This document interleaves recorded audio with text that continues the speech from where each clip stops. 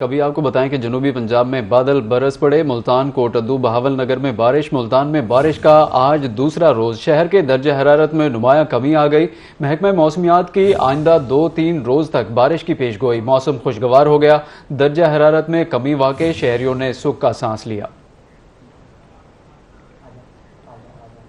जनूबी पंजाब में बादल बरस पड़े। मुल्तान, कोटद्दू, बहावल नगर में बारिश। मुल्तान में बारिश का आज दूसरा रोज। शहर के दर्जे हरारत में नुमाया कमी आ गई।